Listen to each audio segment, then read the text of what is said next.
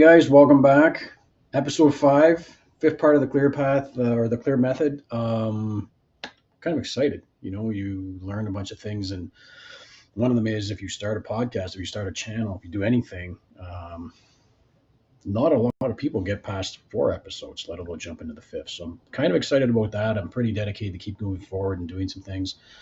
Announcing that we do have an interview coming up after the next episode. We'll kind of bring all of these 5 all together into one and do an example of that. Excitement number 2, I think I've narrowed in on a name for the podcast instead of the Shawn Cyr Show. Still want to kind of keep with that peak in that mindset. And talking to my wife and talking to a friend, Cyr Peaks keeps coming up, and my original thoughts and fear was that's going to maybe have people thinking I climb mountains or do mountain biking or some kind of extreme sport. None of the above, although I would like to try climbing a mountain one day, maybe not Everest. But I'm thinking Cyr Peak Mindset as the podcast, and that just might show up. So if my thumbnail changes and the name changes, welcome back to the Cyr Peak Mindset podcast. I'm your host, Shawn Cyr, and congratulations on making it to episode number 5. Like, the coolest part about the 5th one is what it stands for. So think about where you started, right? You got clear in episode 1 on your vision and your values. In episode number 2, you were learning to lead by leading yourself first with some integrity. Episode 3, you were discovering how to manage your energy and then build up some enthusiasm. And number 4, you were taking action. So even if it was imperfect action, right? And now what we're going to do is look back over all of those things and talk about the R in clear, and that stands for review and reward. So I know what some of you might be thinking, I don't have the time right now to stop and celebrate. I need to keep moving. I need to keep going. I have this momentum. There's way too much more to do. And I get it because I've been there. And on the other side of that, without rewarding yourself and taking some time, is burnout. So if you don't pause to review your progress and reward your wins, not only will you burn out, you'll lose some motivation, and maybe worse, you'll forget why you actually got started in the first place. So reward and review are not luxuries. They're not indulgences. They're essential components of sustainable success. They're how you kind of course correct as you're going. Remember in the last one we were talking about, we think all of these things and plan all of these things, and then we get out there in the real world and something else could be the reality, and then we need to pivot. So if you don't take time to review how you're doing, you can't make these small adjustments as you're going. When you do the review, you can figure out how you build your energy and how you can maintain momentum and how you can actually then enjoy the journey instead of just grinding towards some future destination that never quite arrives. It always seems to be just on the edge, right? So let's talk about how we can do that. I want to tell you about a pattern that I'm seeing constantly, and maybe you'll even recognize this in yourself. You set a goal, you work toward it, you hit it, and then for about 5 seconds, you feel good, right? I call that the new car feel. It's got that new car smell and everything's different and cozy and it's great. And then your brain immediately goes into what's next? What's the next goal? What's the next level? What am I supposed to go after now? And we tend to forget about all those things that we did. You never actually stop to acknowledge your accomplishment. You just keep moving. And that's what successful people are supposed to do, right? They're never satisfied. They're just always pushing. They're always achieving. Well, that's not true. Successful people actually take some time to enjoy those moments when they are successful. So here's what happens when you're going to live that way. You become exhausted. You start to resent your work. You start wondering why you're doing any of it. And even when you achieve things that the past you would have been thrilled about, the present you doesn't really feel anything. And there's 2 parts there. 1, if you're not taking time to recognize those things, you're totally missing it. Number 2, you're growing, you're changing, you're becoming somebody else. So the things we found exciting when we were younger may not be exciting to us in the future. And then when you do that review, you might tweak your goals a little bit and your habits and then try to make them bigger. Maybe it changes your path and your course and your direction, right? So the issue we're trying to do is avoid the treadmill where it's just pick something and grind, pick something and grind. And I know you want to do that because we don't want this to turn into Groundhog Day or to be a treadmill where you're just constantly moving and not getting anywhere. I've done that. It's not a fun place to be.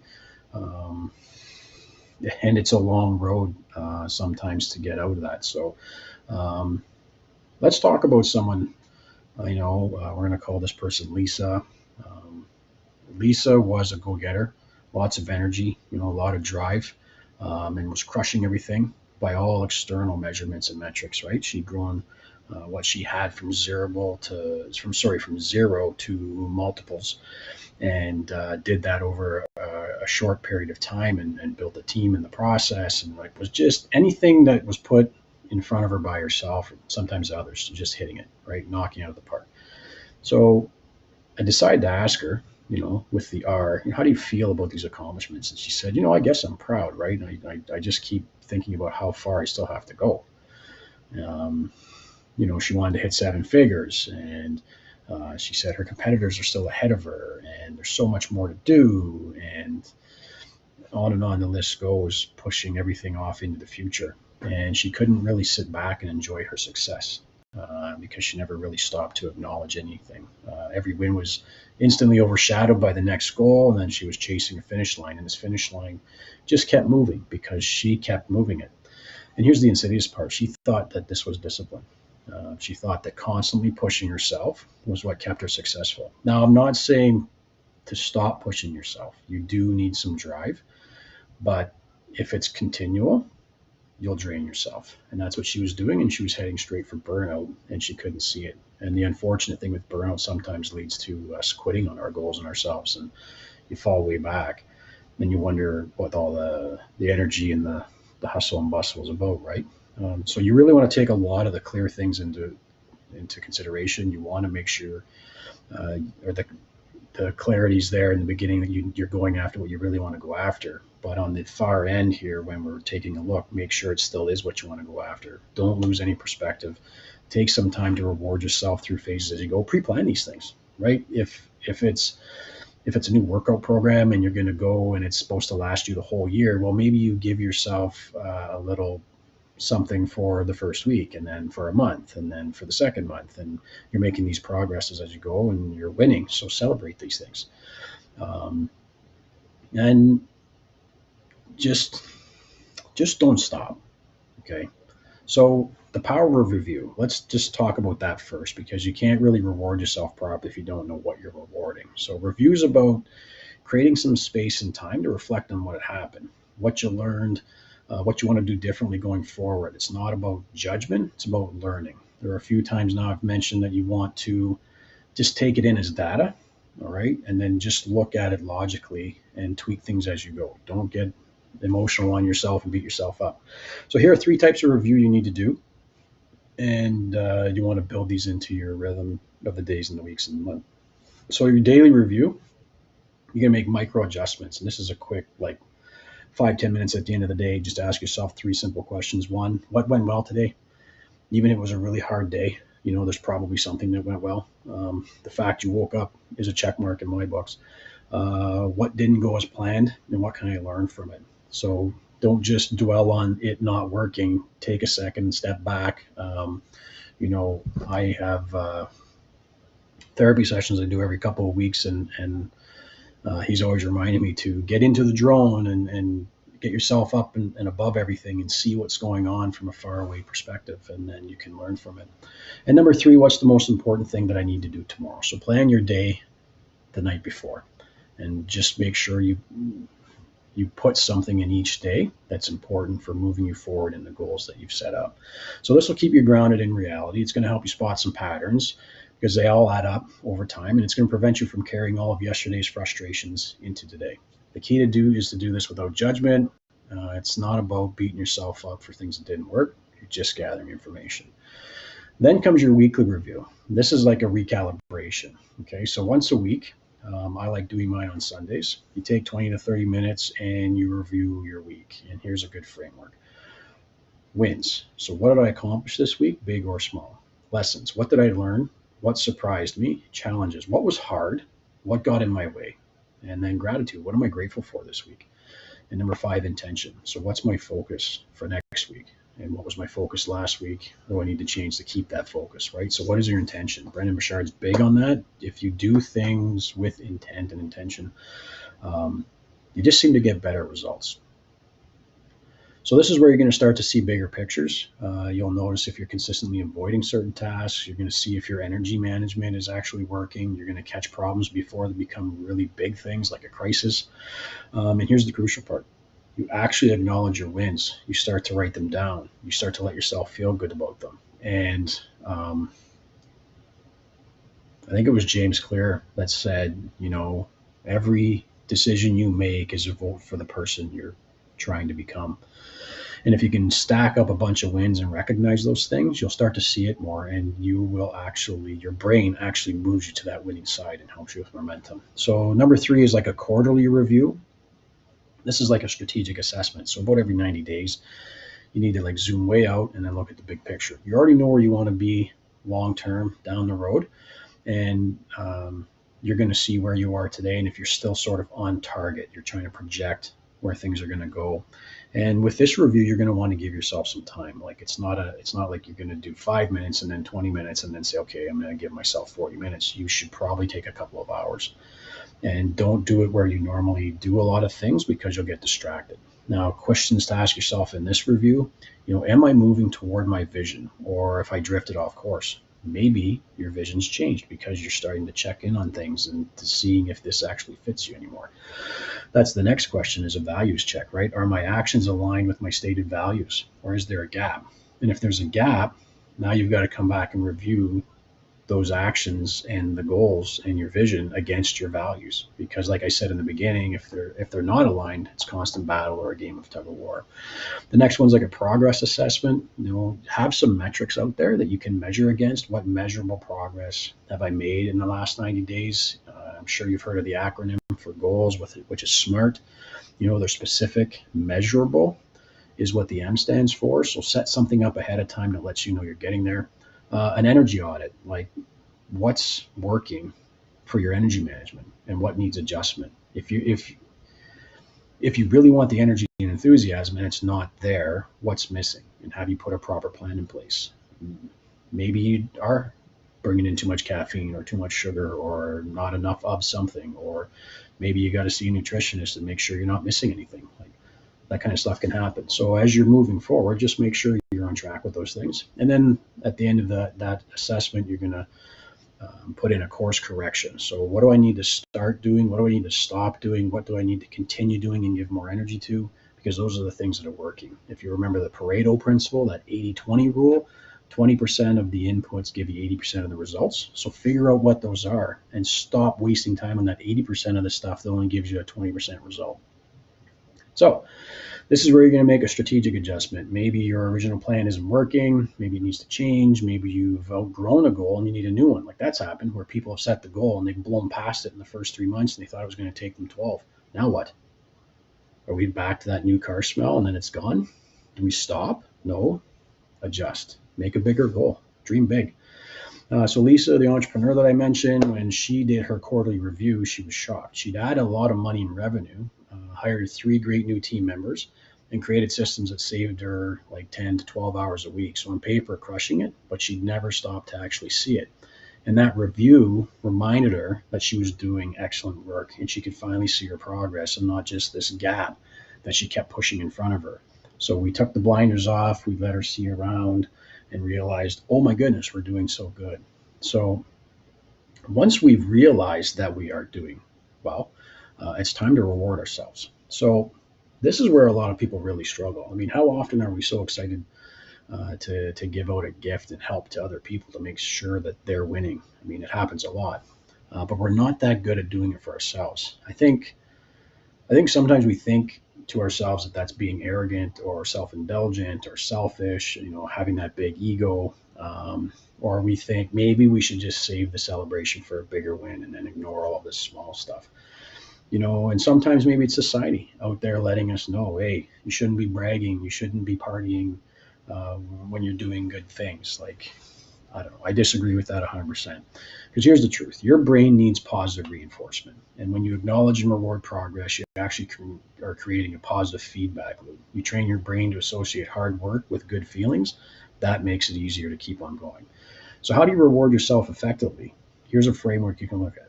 Match the reward to the achievement. So small wins equal small rewards. Big wins equal big rewards.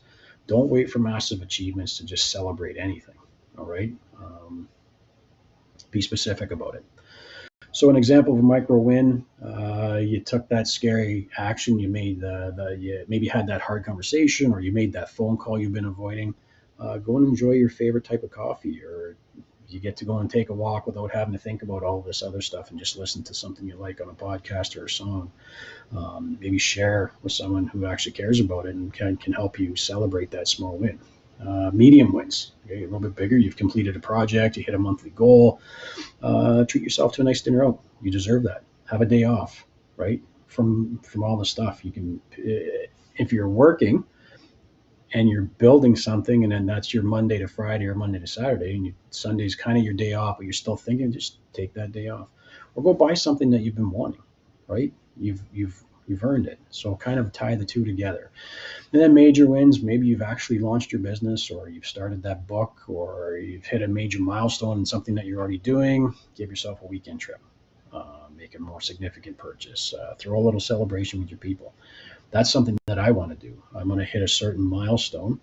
I've already laid out what it is, and what I want to do is take out team members and family members that have been supportive of that and have known about it and have kind of kept pushing me from the sidelines and asking me if I'm still on track and holding me accountable. And that's really cool. And then if I am successful in that, because they helped me, I want to take them out and celebrate that with them and celebrate them for putting in that effort towards me.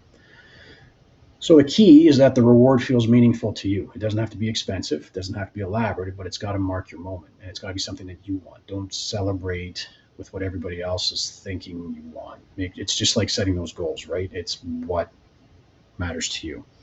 So don't just think material things, because non-material rewards matter as well. So some of the meaningful rewards could be like quality time with people you love. So when you take that time off, you use it to do that. You give yourself permission to rest guilt-free. I remember actually making this decision consciously to say, I'm going to take a day off and I'm not going to be doing anything. Even if someone calls and asks me to go and help, say, paint a wall or something, I'm like, I'm actually busy for this moment, but I'm going to give myself that hour, 2, 3, 4 hours of time off, depending on how much I wanted. And it's just to not do anything. And it felt kind of strange the first time, but actually being able to rest and not have to worry about a bunch of other stuff was really, really good. Doing something just for fun, no productivity attached. You know what? I've been thinking of productivity so much. I'm almost having a hard time thinking of doing something that's not productive. Well, maybe you want to get back into, I have a guitar. Where the heck did it go? Right there. I've got some art stuff that, I used to do a lot through high school up to university, and, getting back into that kind of stuff, just for the fun of it. Nothing really attached to it at all. And then you could also go and share your win and let other people celebrate with you.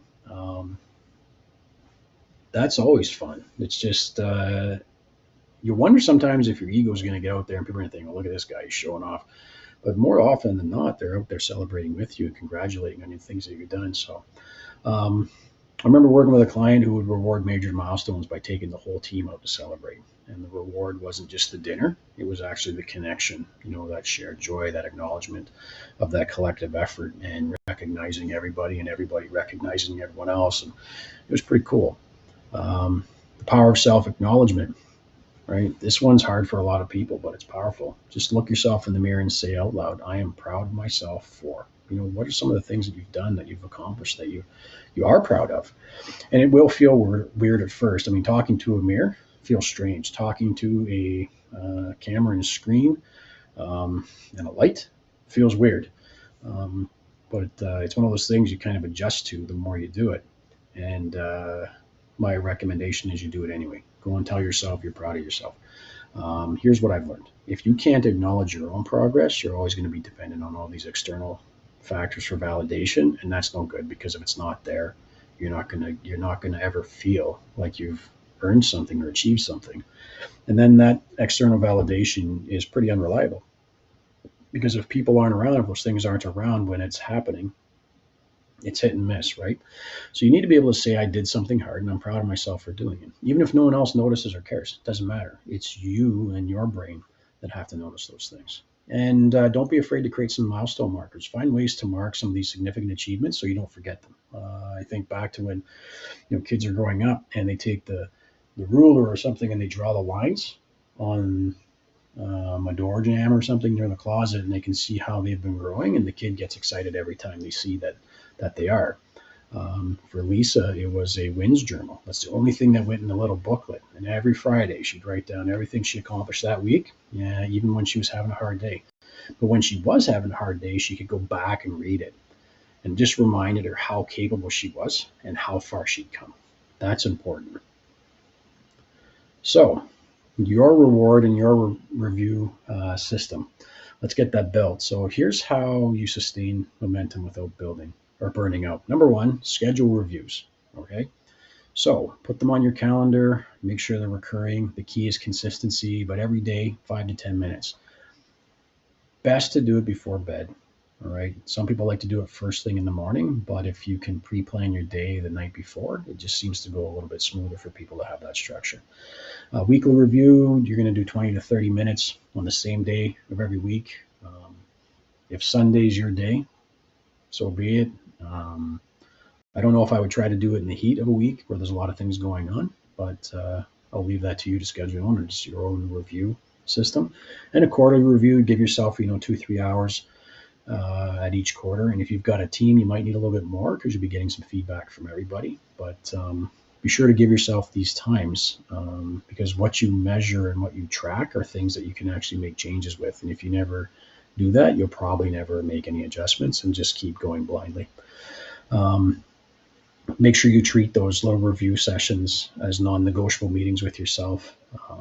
You owe it to you, right? You're setting some significant goals and wanting to do some things meaningful. So hold yourself accountable, but block it out and don't let people steal that from you. Step 2, you're going to create a review template, like a little scorecard and a list. So keep it simple, right? Just an easy template within your journals.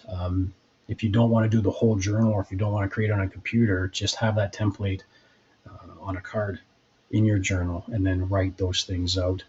And the easier it is to go through, the more likely you'll do it. So just keep it super simple.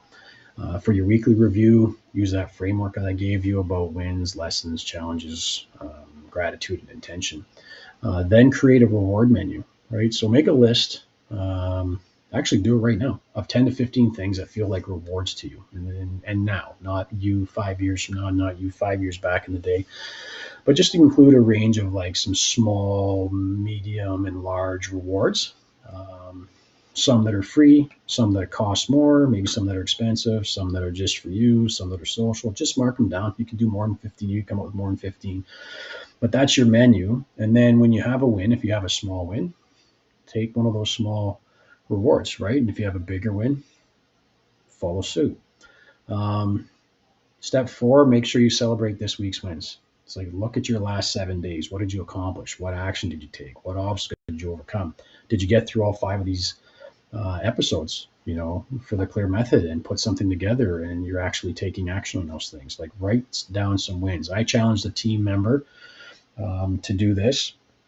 I think we met on a Saturday and I said, I'll be following up on the Wednesday. And sure enough, they're doing it and they're noticing a change in how they see themselves because their confidence was a bit low and now it's coming up and people around them are actually letting them know, you are bigger and better than you realize because you're not taking account of the things that you're really doing. And then share your wins. So, find at least one person who'll celebrate with you.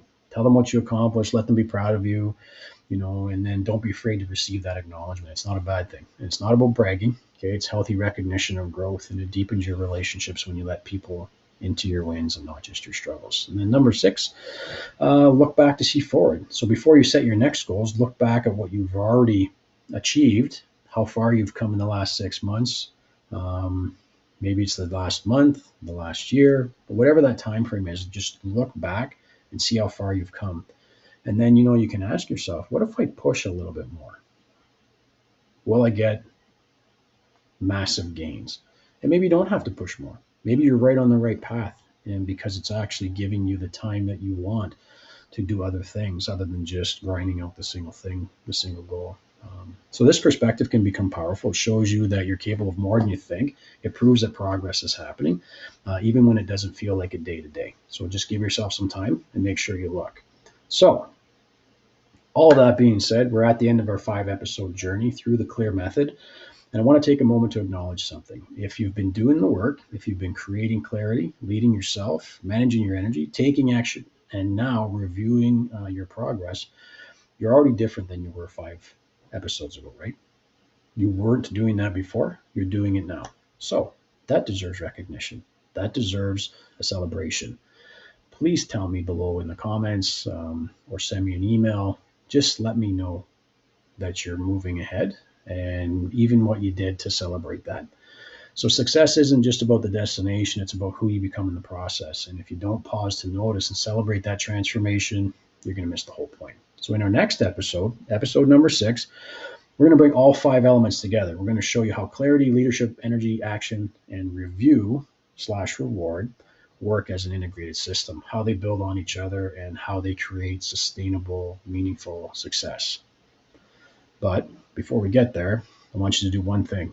I want you to take time to celebrate yourself right now, today, right after you hear this. Just some kind of little celebration for you. Just acknowledge how far you've come. You've showed up, you did the work, you're still here. That really matters. So thank you for being on this journey with me. Thank you for investing in yourself. If this episode helped you and you see progress differently, share it with someone who needs permission to celebrate their wins. And let me know what you're celebrating. Message me down below. Send me that email at shawn.cccinc@gmail.com. I want to hear about your wins. I want to celebrate with you. I love seeing people make progress, way more than the progress that I make. So until next time, stay clear, lead yourself, protect your energy, take imperfect action, celebrate your progress, and keep moving forward.